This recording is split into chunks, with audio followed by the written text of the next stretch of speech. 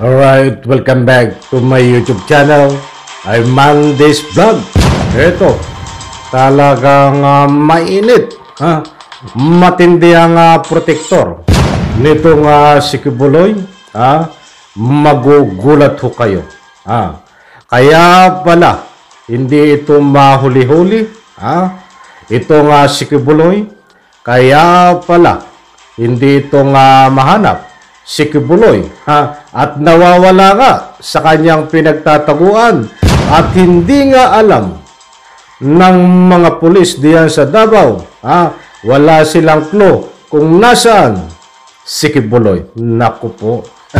Eto ho, gusto kong ibahagi sa inyo ang video na ito. Hindi po ito fake news, unahan ko na po kayo. Laman no ng video na yan ang ating tatalakayin. Naku po, matinding proteksyon kay Kibuloy.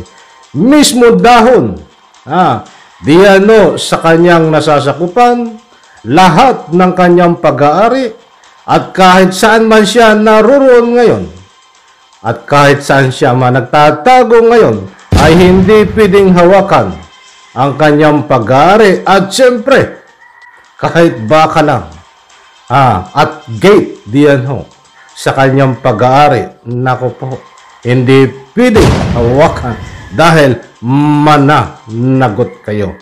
Iyan po lahat mga kaibigan, laman ng video na yan ang ating tatalakayin. Kung bago pa lang po kayo sa aking maliit pa na YouTube channel, inaanyayahan ko po kayo, please subscribe, sabay-sabay po nating i-like ang video na ito kung nagustuhan nyo po. Ako'y muling nakikiusap mga kaibigan, kung pwede lang, at tapusin po nating panoorin ang kabuuan ng vlog na ito. At nang sa ganon, lubos po nating maunawaan.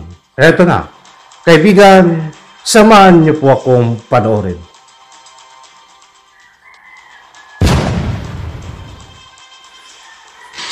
Pero siya talaga ang nagsabi, Pastor, tulungan kita.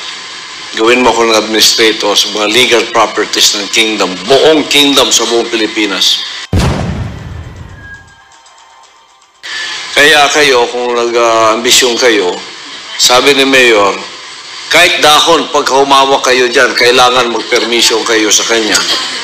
Kahit isang bakal, hawakan ninyo dyan sa gate, magkakasala kayo. Karap ninyo si Mayor. So thank you, Mayor, for that. At ang kingdom, malaki din ang utang na loob kay Mayor. Kasi habang lumalaki tayo, nagkaroon tayo ng marami ding problema. Unang-una, itong property na to, which is 30 hectares, sa panahon ni ERAP, this is supposed to be sequestered by the government for the airport. Itong buo. Sabi ni Mayor, wag. O di napigilan yung presidente at nanatili ang kingdom. Nandito ngayon. Yung pangalawa, yung Prayer Mountain, nagkaroon din tayo ng problema doon about conversion. Dinimanda ako ng illegal conversion of land. Hindi ko naman alam ang batas na yun. Mabibilang ko ako ng 6 years kung convicted. Si Mayor din ang lumakad noon. Nagtiis siya lumakad. At pinuntahan ang lahat ng mga dapat puntahan. And I was on the brink of being put to jail. And Mayor was there. I was in Hawaii that time. Ako very concerned na ako sa property doon. Kasi amin naman yun eh. Ang binana ko sa tatay ko, hindi ginawa ko Prayer Mountain. Magtayo ako ng mga bahay doon para sa workers. Kalaban pa ng gobyerno, hindi ko alam. Illegal conversion daw of farming land. Hindi ko alam yun.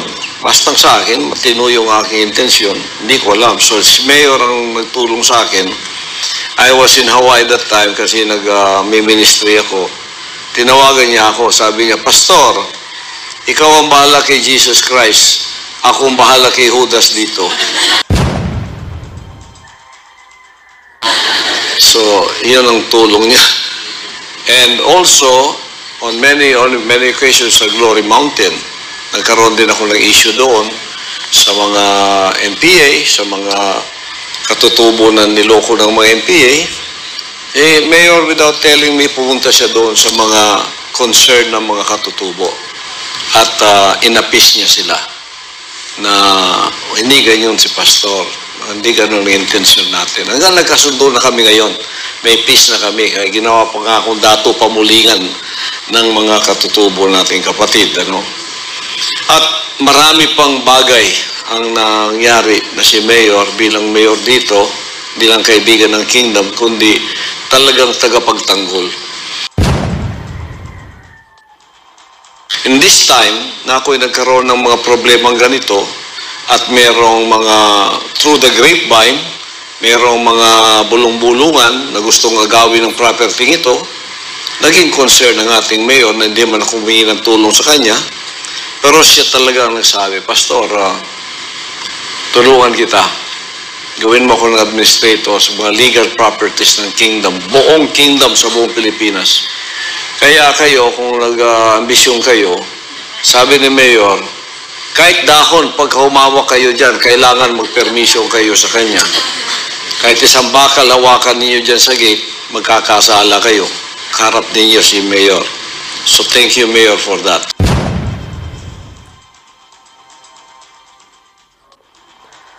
Alright, nako po, kaya pala, nako, talaga nga, nagkakabistuhan na.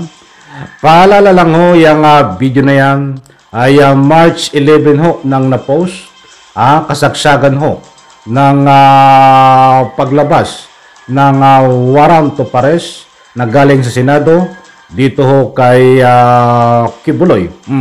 At kasagsagan din ho, mainit na issue na pagtatalakay ho, na ika nga po ipagdeklara ni Kibuloy sa kanyang lahad ng ari-arian buong Pilipinas na bilang administrator itong si Digong. Naku po, matindi. Ano ang sabi niya? Malaki ang utang na loob din niya dito kay malaki ang utang na loob at tulong dito sa dating Presidente Digong. At sabi nga diyan sa gulong ng video ay nagpresenta ng pagiging administrator ng kanyang ari-arian ay ito pong dating Pangulong si Digong. At nang sa ganun para maproteksyonan, para matulungan itong si Kibuloy, maliwanag ko diyan sa gulong ng video. Ano ang tulong na ito? Tulong ba bilang caretaker diyan sa kanyang ari-arian? O tulong, proteksyon, para ika nga po katulad ng nasabi niya na hindi pwedeng galawin ang kanyang kahit dahon lang o isang bakal diyan sa may gate o pag-aari niya kapag ika nga po sinasabi niya na yari kayo kay Mayor. Ang sinasabi niya si Mayor ay walang iba ho kundi itong si Digong. Naku po, matindi Kung pagbabatayan natin mga kaibigan ang gulong ng video na ito sa lumalabas sa bunganga nitong si Kibuloy ay malaking proteksyon ho ang binibigay ngayon ni Digong dito kay Kibuloy. Hindi lang po sa proteksyon ng kanyang ari-arian, sa maniwala po kayo sa hindi, kung lalawakan po natin ang ating pangunawa ay proteksyon din para ika nga po maprotektahan ng kanyang sarili at nang maligtas dito ho sa warrant of arrest. Mga kaibigan, isang halimbawa lang. Isang halimbawa lang ang sinabi niya na ika nga po hindi pwedeng galawin, hawakan ang bakal sa kanyang pag-aari kahit sagit lang ng kanyang pag-aari. At kahit isang dahon lang ay hindi pwedeng hawakan ng walang permiso. Dito ho kay Mayor na binabanggit niya, yan ay walang iba kundi ang dating Presidente Digong. Nako po, nagkabistuhan na. Kaya pala, nawawala ho. At hindi alam ho ng kapulisan ng Davao Region 11, Region 11, itong ika nga si Kibuloy sa kanyang pinagtataguan, wala silang clue. Mga kaibigan, hindi naman po tayo tanga. Hindi naman po tayo walang pag-iisip para marunong umunawa. Sa madalit salita ho, ay matindi ho itong proteksyon. Ang ika nga po ginawa nilang taktika, ginamit nila ang pag-aari, ang anumang pag-aari na kibuloy na hindi pwedeng, hindi pwedeng, ika nga po dapat dumaan muna. Kung halimbawa, pumasok ka sa pag-aari, diyan ho kay kibuloy, at mag-serve ka ng warrant of arrest, kailangan mo ho dumaan muna dito ho sa dating Presidente Digong dahil siya na ho bilang administrator na ika nga po pag-aari, buong pag-aari ni Kibuloy ay malaki daw di umano ang karapatan nitong dating Presidente Digong na harangin. At kung hindi nga magpapaalam, lagot kayo dito kay Mayor na nabanggit niya na walang iba kundi si dating Presidente Digong na nagkakabistuhan. Yan ba ang dahilan kung bakit ito ay ilang magdadalawang linggo na ho ay hindi pa ho na-aresto si Kibuloy? Yan ba ang dahilan kung bakit itong PNP Davao Pro 11 ay ika nga po biglang nag-iiba ang ihip ng hangin. Di ba? Agad nilang pinabulaanan, agad din sila nagbigay ng ika nga po salaysay, statement, kahit hindi pa sila nagsisilbi at katulong sa, alam po natin na hindi siya ang magsisilbi ng warrant of arrest, ang PNP. But ayon po sa ating pag-aaral ay dapat ay gumawa kung sakaling hihingi ng koordinasyon ng Sergeant at Arms ay kasama ho sila. Ngayon po hindi pa nahingi ng koordinasyon. Magdadalawang linggo na ang Sergeant at Arms ng Senado. Datapwat sinasabi nila kahit hindi pa sila kasama sa pag-serve ng warrant of arrest. Ay sinabi nilang hindi niya alam kung nasaan itong si Kibuloy. In one word, ninindigan nila na wala silang alam kung nasaan naroon si Kibuloy. Wala naman silang bata yun pa di ba mga kaibigan? So mga kaibigan na nagkakaroon po ng linaw dito na titingnan po natin ang kahihinatnan nitong pagsilbiho ng warrant of arrest dahil katulad nga po may ibang anggulo na naman according po sa gulong ng video na ito ay mukhang nilalaban ni Kibuloy itong sinasabi niya na hindi pwedeng pumasok sino man sa kanyang pag-aari na hindi magpapaalam dito kay dating Presidente Digong.